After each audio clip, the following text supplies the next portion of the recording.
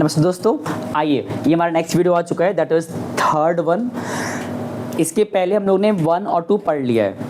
11th accountancy का हमने एक न्यू चैप्टर स्टार्ट किया था 2 लेक्चर पहले। आज थर्ड हमारा है, जिसका नाम क्या था, books of original entry special purpose subsidiaries book, जहाँ पे हम लोग ने यही पढ़ा था दैट अकाउंटिंग रिकॉर्ड मेंटेन करते वक्त, ट्रांजैक्शंस को रिकॉर्ड करते वक्त हम लोग बहुत सारे बुक्स बनाते हैं। बुक्स क्यों बनाते हैं ये सब डिस्कस बहुत पहले कर चुके हैं कि जब ट्रांजैक्शंस का क्वांटिटी बढ़ा था तो हमने क्या किया, ट्रांजैक्शंस के नेचर को देखते हुए डिफरेंट नेचर के अकॉर्डिंग बुक्स बनाया था, जिसमें एक हमारा कॉमन कौन सा था, कैश बुक, जिसमें कि वो सारे ट्रांजैक्शंस जो कैश से जुड़े हुए होते हैं वो कहाँ चले जाते हैं, कैश बुक में। बट जो नॉन कैश थे हम उनके लिए अलग अलग क्या बनाए हुए हैं, purchase book, sales book and उनका return and journal proper book चाहिए। पास करो उनको बेटा तब लोग, और पहले मांग लिए होते हैं, कोई बात नहीं, अच्छा हो गया, रिपीट मत करो अब। चलो, तो यहाँ पे सवाल क्या है, हमने लास्ट क्लास में 2 लेक्चर में पढ़ा, किसके बारे में था, परचेज बुक का ना, जहाँ तुम लोग को मैंने बताया था कि जो भी क्रेडिट परचेज होता है, उधार पे हम अगर खरीदते हैं बिजनेस के अंदर तो वो इसमें आता है परचेज बुक में। But when we sell the goods on credit, बेचेंगे उधार पे, तो वो कहाँ जाएगा, सेल्स बुक में, है ना। जो रिटर्न वाला कॉन्सेप्ट वो बताएंगे नेक्स्ट क्लास में।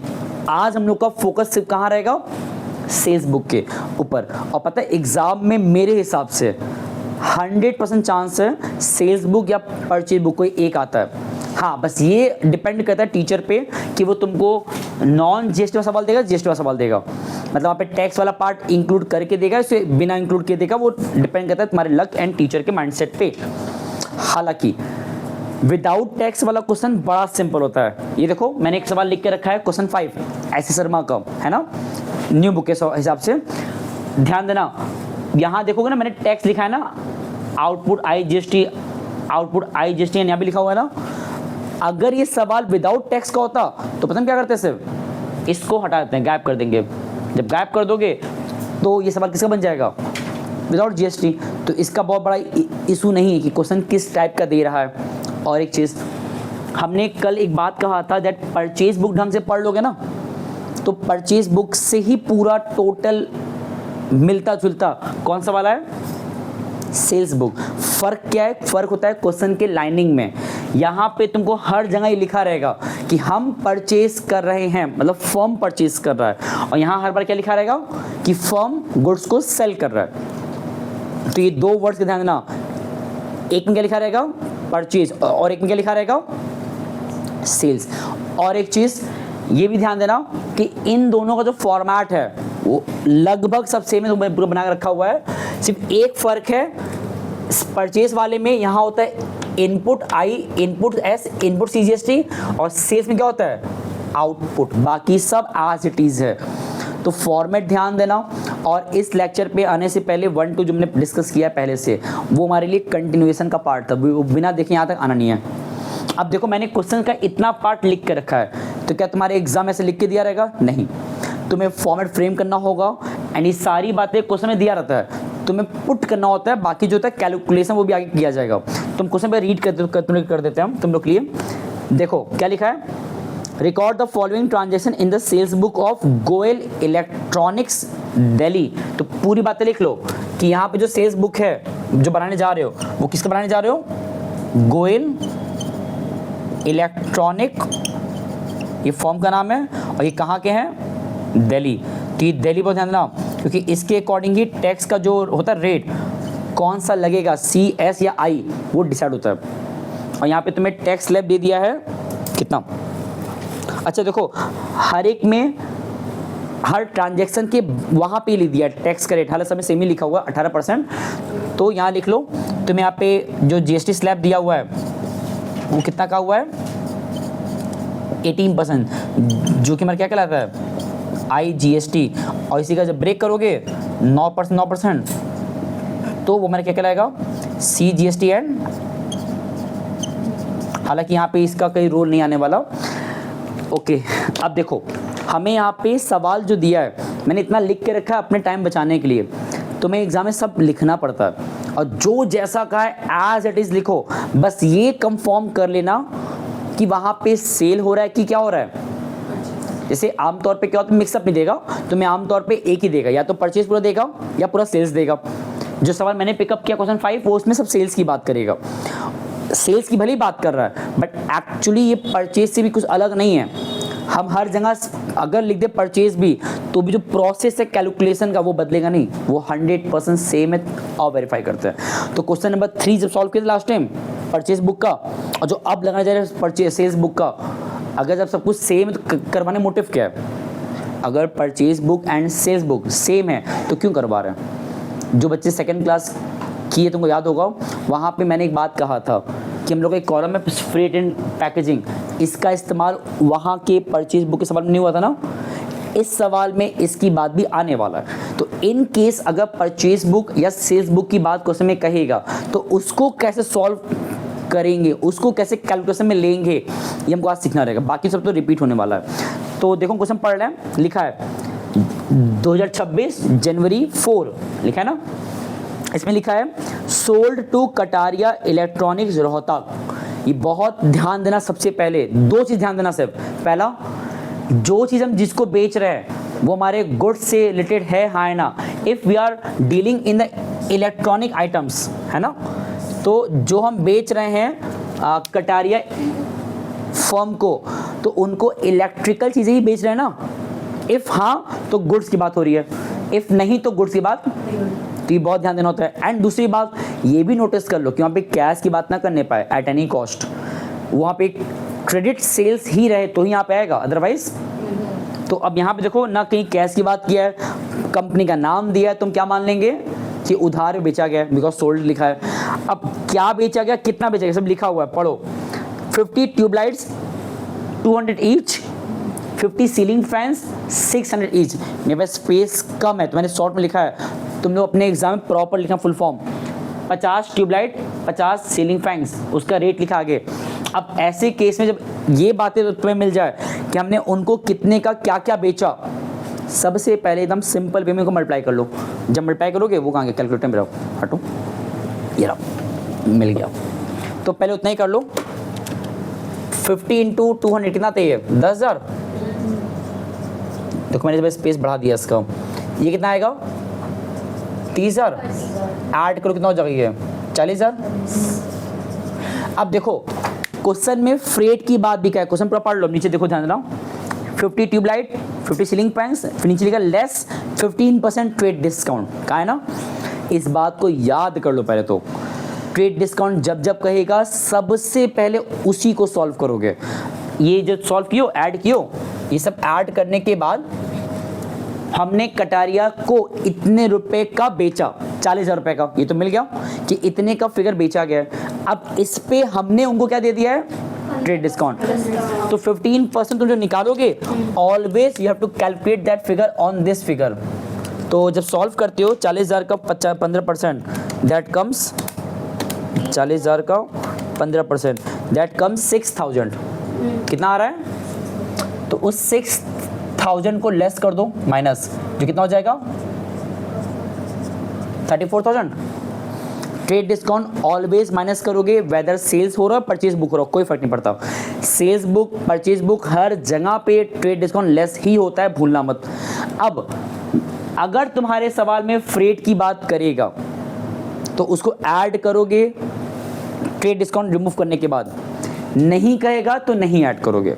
तो इस सवाल देखो आगे लिखा हुआ है, फ्रेट दिया कितने का 600 ना, तो ध्यान देना मैंने टैक्स की बात ही नहीं की अभी, क्योंकि फ्रेट पे भी टैक्स लगता है। तो हम क्या करने वाले हैं, फ्रेट को पहले ऐड कर देते हैं after removing the trade discount. कितना दिया हुआ है फ्रेट 600, ऐड को कितना हो जाएगा ये 34,600। इसको हम अपना बोलते हैं टोटल सेल्स अमाउंट, कि इतने का हमारा सामान बेचा गया है कटारिया फर्म को। अब इसी पे टैक्स भी क्वेश्चन में कह दिया है, तो टैक्स लगाओ, इस इतने अमाउंट पे लगाओ टैक्स, जितना टैक्स का है 12%। नहीं 12 नहीं है, जिनका ओल्ड बुक होगा तो वहाँ 12% है, जिनका न्यू बुक है 18 है, तो तुम लोग क्या करो 18 लगाओ, ठीक है ना। ये तुम्हारा अगर मैं तुम लगा सकते हो 12, कोई दिक्कत नहीं है, बस हमारा नंबर लगाएगा, बाकी प्रोसेस सेम रहेगा। तो 34,600 पे निकालो 18%, दैट कम्स, यही क्या हो गया, 34,600 पे 18%, दैट इज कमिंग 6,228, 6,228। और इसको ऐड करना है, जब ऐड करोगे तो ये कितना आएगा पता है, 34,600, दैट इज कमिंग 4828। ये मैंने सॉल्व कर दिया। अब इस पूरे प्रोसेस में तुम्हें जो जो दिया है वो तुमने लिया, जो नहीं देता उसको छोड़ देते हैं।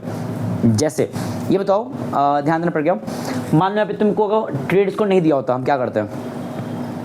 तो हम लोग डायरेक्ट फ्रेट करते हैं, डायरेक्टली उस 40,000 में फ्रेट को ऐड कर दिए होते। मान लो कि फ्रेट नहीं दिया होता, क्या करते फिर? तो फिर अगर ट्रेड तो जो और ट्रेड डिस्काउंट दिया हुआ, फ्रेट नहीं दिया इस बार, तो जो माइनस करने पे आया था, ट्रेड डिस्काउंट माइनस करने पे आया था, वो 34,000 पे निकालते जीएसटी। बट अगर सब दिया है तो क्या प्रोसेस था, पहले नॉर्मल मल्टीप्लाई कर लो, मल्टीप्लाई करने के बाद अगर ट्रेड डिस्काउंट कहा है वो उस पे लगा दो, मतलब माइनस कर दो, जो आएगा अगर फ्रेट है वो ऐड कर लो, जो आएगा उस पे निकालोगे टैक्स, अगर टैक्स की बात कहा है तो। ये मैंने ऐड किया, ध्यान देना इस चीज़ को। तो ये जो प्रोसेस है इसमें गलती मत करना, बच्चे गलती करते हैं, हालांकि ख़त्म नहीं हुआ है, अब इसको आगे लिखना पड़ता है ना।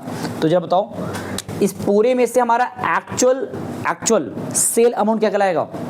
Actual sale amount after removing the trade discount, if यहाँ पे है तो, उसके बाद जो अमाउंट आया था, कितना आया था? 34,000।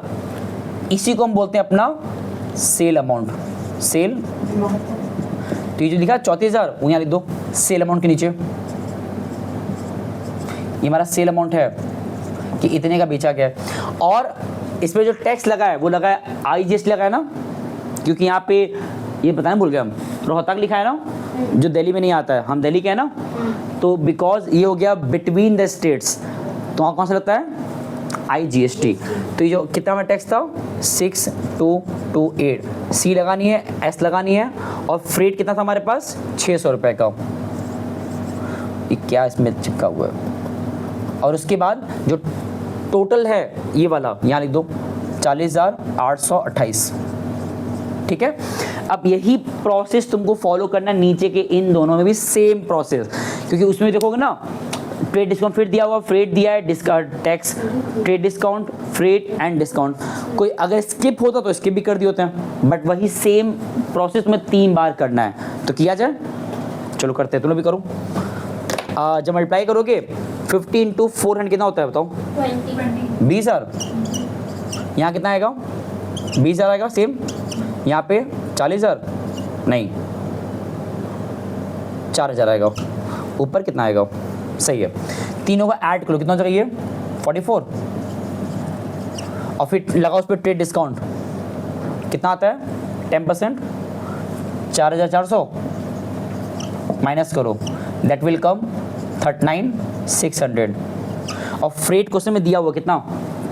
15 जैन, देखो फ्रेट दिया है 400 रुपये का, हाँ, ऐड कर दो 400, जो कितना बन जाएगा फिर से? ये 40,000 बन जाएगा। और फिर उस 40,000 रुपये का लगा दो टैक्स 18%, तो 40,000 का 40,000 का 18%, दैट इज कमिंग 7,200। ऐड करो, बताओ कितना आ रहा है? ये तुम्हारा आएगा 47,200। इतना जल्दी हो गया ना। और इसको ऐड करने के बाद जो फिगर्स आया उसको आगे फॉरवर्ड कर दो, कैरी फॉरवर्ड, जिसमें से ट्रेड डिस्काउंट के बाद का जो फिगर है दैट इज सेल अमाउंट, तो वो जो फिगर था 39,600 यहाँ ले आओ, 39,600 ये होता है हमारा सेल अमाउंट। ये ध्यान देना कि अगर क्वेश्चन में ट्रेड डिस्काउंट है तो उसको माइनस करने के बाद जो आता है वो होता है सेल अमाउंट। अगर क्वेश्चन में ट्रेड डिस्काउंट नहीं है तो उसके ऊपर जो आया था वो होगा सेल अमाउंट। जैसे यहाँ देखो ना, अगर इसको रिमूव कर दे ट्रेड डिस्काउंट को, तो ये 40,000 था, वही हमारा क्या कहलाएगा? सेल अमाउंट कहलाता, कि उतने का सामान बेचा गया है, उतने फिगर का। बाकी टैक्स कौन सा लगा है हमारा? ये रहा 7,200 का। CS है नहीं, फ्रेट कितने का था? 400 का था। एंड जो फिगर टोटल कितना आया था? 4,7,200। इसी प्रोसेस को अगेन लास्ट टाइम रिपीट करो, लास्ट स्टेप के लिए भी सेम चीज़ है। बट हाँ ये देखना मैंने जानबूझ के इसमें से एक स्किप कर दिया। क्वेश्चन देखो 20 जैन, एक बार वेरीफाई कर लो क्यों स्किप किए हैं, पढ़ो। वहाँ तुमने क्या बेचा है और हमारा गुड्स हमारा बिजनेस किस चीज़ का है, तो मैच तो नहीं करा ना। तुम अगर एसेट्स बेचोगे तो इसमें नहीं आएगा, वो कहीं और जाएगा, ठीक है ना। तो इसमें तो नहीं आने वाला, बिकॉज इसमें आता है only if the goods is being sold on the credit. तो यहाँ पे देखो जो लास्ट वाला है वो आएगा, मल्टीप्लाई करो एक एक करके। अरे हाँ सही है, चलो 60 इंटू 250 कितना होता है 15,000। उसके बाद नीचे कितना आएगा 1,000। उसके बाद 5,000 ऐड करो, कितना हो जाएगा ये, ऐड करो, दिस विल बिकम 21। और उस 21 में बिकॉज क्वेश्चन में इसमें भी कहा है ट्रेड डिस्काउंट 10% का, लेस करो कितना आता है 2100 माइनस की तुम्हारी आएगा 18,900 आएगा, माइनस कर लो। उसके बाद बिकॉज इसमें फ्रेट भी दिया है कितना 600 का, तो सेम प्रोसेस ऐड करो फिर से, जो उतना कितना बन जाएगा 19,500 बन जाएगा ऐड करने पे। और फिर टैक्स 18% का है ना, जरा निकालो 18% कितना होता है 19,500 का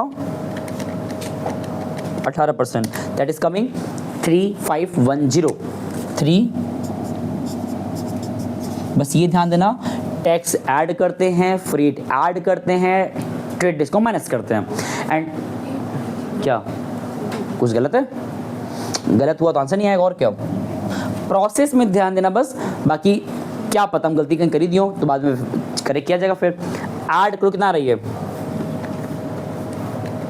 हाँ बस तुम आंसर मिला लो गलत ना होने पाए, 23,010 इतना आ रहा है। फिर इसको आगे लिख लो फटाक से, सही है ना। ये बताओ श्रेया कितना आ रहा है वो सेल अमाउंट, खोजो इसमें देखो बुक में दिख रही है सेल अमाउंट, इसमें कितना कहाँ दिख रहा है, इसमें खोज, इसमें सर 18,900 जो ट्रेड डिस्काउंट रिमूव करने के बाद का आता है, that is called sale amount. तो ये जो फिगर है ये हमारा क्या है, सेल अमाउंट है ना। तो यहाँ पे देखो 18,900 लिख दो, टैक्स कितना है 35 1 10, सी और एस है नहीं, फ्रेट है 600 का, एंड जो फिगर टोटल है कितना है 23,010। अब तुम्हारा लास्ट स्टेप है इन सभी को भी टोटलिंग करना। जरा ऊपर से ऐड करते हो कितना बताओ 34, वो ऐड करो, सिर्फ लास्ट वाला ऐड करो, लास्ट वाला अगर वो सही है तो सब सही है। हम भी कर रहे हैं, तुम लोग करो। 1,11,000 जीरो आ गया, वेरी गुड। 1,11,038, 1,11,038 ये आ रहा है, हैं सही है ना। बाकी बैठ कर लो, 1600 हो गया तो आसान था ये वाला। उसके बाद यहाँ कितना आएगा, ऐड करो 6,228 plus 7,200 plus 3,510, that is coming 16,938। हाँ 16 के बाद हम लिखने वाले थे ना। यहाँ कितना आएगा, ऐड करो 34, 39,600, 18,900, 92,500। ये तो तुम्हारा वो वाइंड अप, इसमें सी और एस नहीं था। अब इसके बाद तुमको इसका अगर एंट्री भी पास करना, जर एंट्री पास कर पाओगे जो मैंने बताया था। अब देखो ये परचेज का नहीं है, किसका ये, तो अगर सेल्स का है तो ये 3 लोग हैं, कटारिया, बजाज एंड लक्ष्मी। ये हमारे क्या कहलाएंगे इस बार, क्रेडिटर। क्या बात है, बेचा है हमने उनको, they will called as debtor. और वो कहाँ दिखाएंगे इस बार, डेबिट में। तो इनका जो ये फिगर है कि हमने उनको कितने का इन टोटलिटी, अच्छा एक काम करो तो ये बताओ यहाँ पे कितने का सेल हुआ, टोटल बेचा कितने रुपए का गया है, ये हमारा क्या कहता है सेल अमाउंट। तो हमने यहाँ पे सेल्स कितने किया हुआ है 2 सेल्स कितने का 92 500 और उसमें ध्यान देना कितने का टैक्सेस लगा हुआ है, टैक्सेस टू आउटपुट IGST कितने का है 16938 है ना। अब इसमें ये देखो जरा क्या कहते हैं, एक चीज़ को वेरीफाई कर लो 16938 कितना आया -1600, ये क्या हो रहा है 111038 -16938 -92500। हाँ सही है। सुनो ये बताओ किसी फर्म के लिए फ्रेट क्या होता है, इनकम की एक्सपेंस। अगर हम फ्रेट पे कर रहे हैं तो हमारे लिए क्या बताओ, एक्सपेंस। एक्सपेंस। एक मिनट हम ये चीज़ भूल जा रहे हैं, पहले 1600 इसमें वो नंबर देख ले पहले हम, तब लिखेंगे तो ये गलती ना होने पाए। हाँ देखो यहाँ पे ये जो फ्रेट है ये एक्चुअली जो कंपनी है ना, जो हम लोग जो फर्म बेच रहा है वो इस पैसे को रिकवर करेगा उन 3 अपने डेटर से, है ना। मतलब जो कंपनी होता है वो फ्रेट खुद ही पे करेगा। भाई जब परचेज हम करते हैं तो हम फ्रेट हम पे करते हैं, लेकिन जब हम सेल कर रहे हैं ना तो उस फ्रेट का पैसा हम किसे कवर अप कर लेते हैं, उन डेटर से। तो जो फ्रेट 1600 का है वो भी फर्म क्या करेगा, अपना रिकवर करेगा उन लोग से मांग करके। फ्रेट कितना अमाउंट है,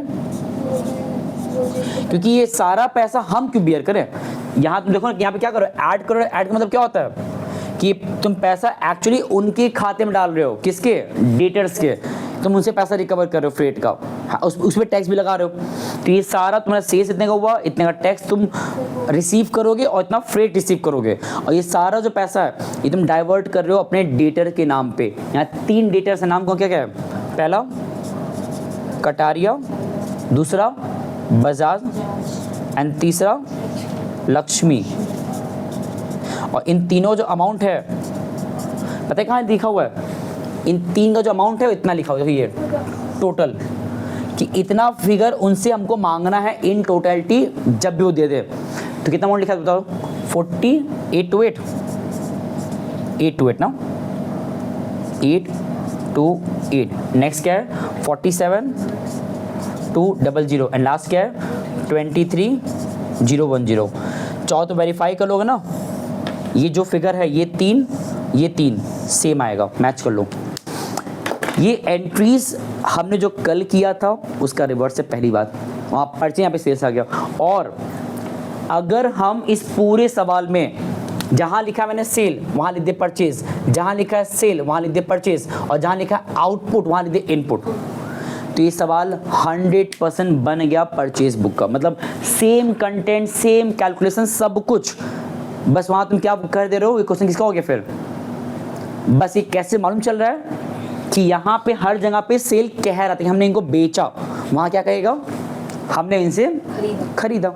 अब तुम बेचो या खरीदो, प्रोसेस ऑफ कैलकुलेशन से बदल जाएगा। तो ये जो मैंने कल कहा था कि भाई sales book and purchase book same होता है, हम लोगों ने आज वेरीफाई किया क्वेश्चन लगा करके भी, है ना।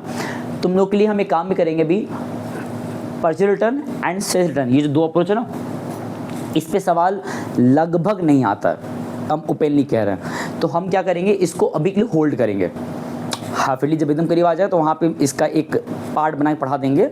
बट हमारा जो मेन कंसर्न जो एग्जाम में आता है वही आता है, कौन सा, या तो इसमें से कोई एक आएगा श्योरली 6 मार्क्स का, 5 मार्क्स का, 4 मार्क्स का, एंड ये आता है जनरल प्रॉपर। पता है इसमें क्या होता है, इसमें वो सारे ट्रांजेक्शन्स चले जाएंगे जो कहीं और नहीं जा रहे हैं, जो कैश बुक में नहीं जा रहा या जो बाकी जगह नहीं जा रहा है। फॉर एग्जांपल हमने मशीन परचेज किया उधार पे, मशीन परचेज किया कैश में तो यहाँ चला जाएगा, बट मशीन परचेज किया उधार पे कहाँ जाएगा ये, सोचो। मशीन तो एसेट्स है तो इन 4 में जाएगा नहीं, तो बचा क्या, और ना कैश में डीलिंग हुआ है। तो हाँ ऐसे बहुत सारे हैं। तो मतलब जहाँ जहाँ पे ऐसा कोई मोमेंट आएगा जिसमें कि कहीं और नहीं जा पा रहा है वो इसमें आता है। जैसे रेंट आउटस्टैंडिंग है, अगर रेंट पे कर दिए होते जाता कैश बुक में, तुम रेंट पे ही नहीं किए, लगा दिया आउटस्टैंडिंग, अब वो कहाँ जाएगा फिर। तो इस तरह का एंट्रीज हमको यहाँ का पढ़ना है। और हालांकि नया नहीं है वो, तो पता है कहाँ पढ़े हो, जनरल एंट्रीज में यहाँ दोबारा पढ़ना पड़ेगा सिर्फ। बट फिलहाल परचेज बुक, सेल्स बुक, इस पर बहुत फोकस कर लो। मेरे हिसाब से 3 सवाल इनफ था। प्रोसेस पे ध्यान दोगे तो टैक्स सवाल दे, नॉन टैक्स दे, कोई इशू नहीं है, चीज़ें आसान होती हैं और तुमने खुद नोटिस करो क्वेश्चन लगाते वक्त। तो इसका सवाल प्रैक्टिस करना। बाकी जब नेक्स्ट क्लास मिलेंगे तुम करवाएं जनरल प्रॉपर, कम से कम एक क्लास इनफ उसके लिए भी। बाकी फिर आगे और कितना करा सकते हैं, trial balance, ledger and BRS देखते हैं, ठीक है ना। तो इसको उतार लो, बाकी जब नेक्स्ट क्लास मिलेंगे तो चीज़ों को और आगे ही ले चलेंगे, ठीक है ना। चलो, थैंक यू सो मच और नमस्ते।